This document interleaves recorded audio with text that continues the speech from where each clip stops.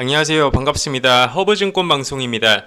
금일 같이 한번 살펴볼 종목은 셀트리온 헬스케어이고요. 종목 코드 번호 091990입니다. 네, 셀트리온 헬스케어 같은 경우는 저희 허브증권 방송에서 꾸준하게 영상을 조금 올려드리고 있습니다. 네, 저희 채널 구독과 좋아요 한번 눌러주시면 지속적으로 받아보실 수 있다는 말씀 한번 드리도록 하고요. 오늘 같은 경우에는 셀트리온 헬스케어 신규 리포트가 조금 나와줘서 같이 한번 이 리포트 체크를 해보자는 취지에서 영상을 좀 촬영을 하게 됐습니다.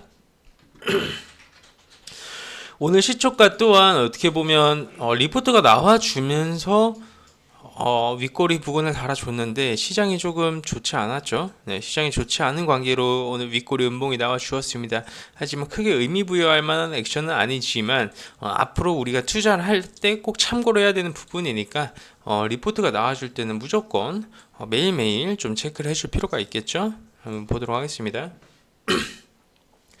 셀트리온 헬스케어 안정적인 고성장세를 보여주는 2020년 제가 이 부분에 대해서 셀트리온 헬스케어는 이 고성장이 담보가 되어 있다고 거의 영상을 찍을 때마다 입이 아프도록 말씀드렸습니다. 그리고 이 고성장 같은 경우에는 2023년도까지 어떻게 되면 담보가 되어 있는 거예요. 여기에서 뭐 2020년도까지라고 표기를 했는데 이 부분은 사실 좀 정정이 필요한 부분이라고 이해를 해주시면 될 것 같고요.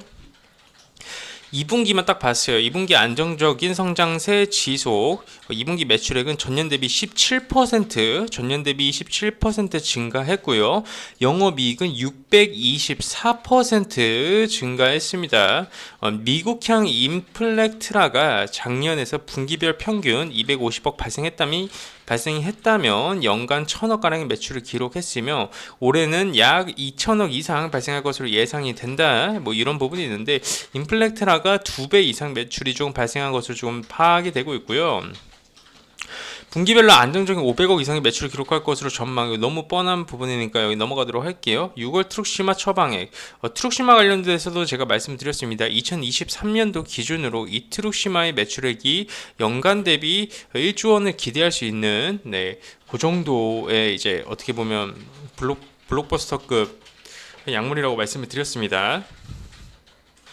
여러 해서 전월 대비 뭐 증가하고 이렇게 증가해서 이 추세가 지속된다면 연말 트룩시마 비중은 30%까지 확대될 수 있을 것으로 기대가 되고요. 이 부분 좀 중요 포인트처럼 보이는데요.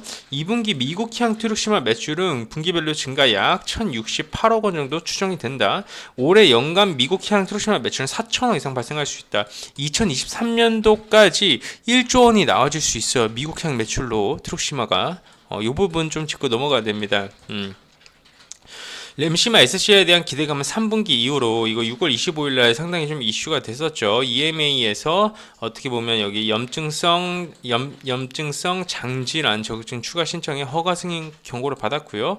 작년 11월 류마티스 관절염 적응증 이후에 두 번째입니다. 이게 그래서 램시마 SC는 단순히 이제 바이오시밀러가 아니기 때문에 일반적으로 바이오시밀러 적응증 외삽을 좀 적용을 받는 것과는 좀 달리 적응증 별 임상을 통해 건건히 허가를 받아야 한다.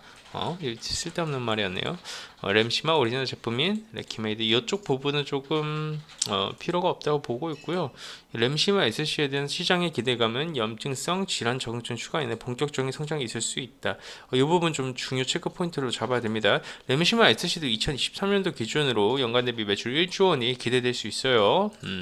중요한 부분입니다. 램시마 SC, 트룩시마 뭐 이런 부분이요. 제가 셀트리온 헬스케어 관련돼서 휴미라 바이오시밀러 관련된 브리핑도 좀 해드렸었는데요.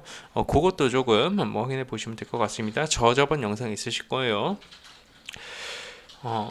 2개월 뒤에 최종 시판 허가를 받기 때문에 8월 말 시판 허가 받으시는 기대가 된다. 램시마 SC 2분기 출시되는 국가는 제한적이다.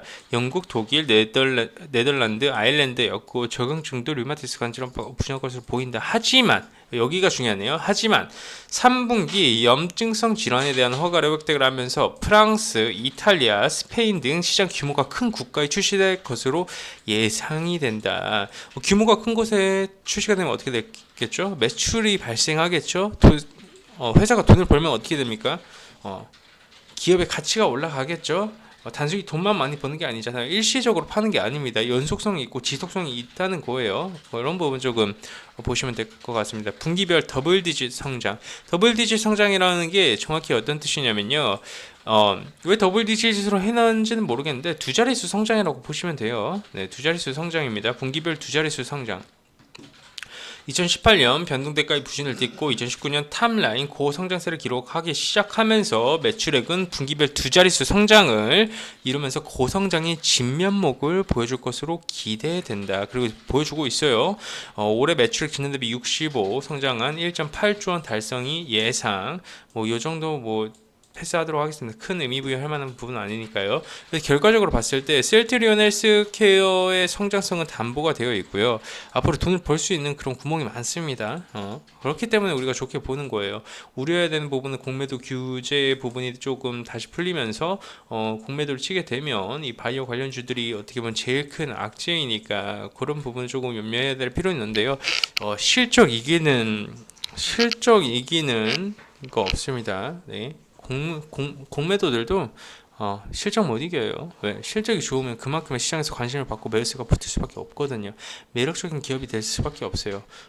글로벌 판매를 담당하고 있는 셀트리온 헬스케어 또한 앞으로 출시될 만한 것들이 많기 때문에 지속적으로 이 매출이나 영업이익이나 영업이익률이나 이런 부분이 쉬지 않고 계속 올라가는 분기별로 두 자릿수로 증가하는 거예요. 분기별 두 자릿수. 그럼 당연히 이만한 기업을 이 대한민국에서 이 코로나 사태가 터진 상황에서 찾을 수 있는 기업은 없다라는 거죠. 그렇기 때문에 셀트리온 헬스케어 가을 선선한 바람 불 때까지는 들고 가보자. 그리고 중장기 투자의 기본서 같은 종목이니까 좀 편하게 보자. 그렇게 조금 이해를 해주시면 될 것 같습니다.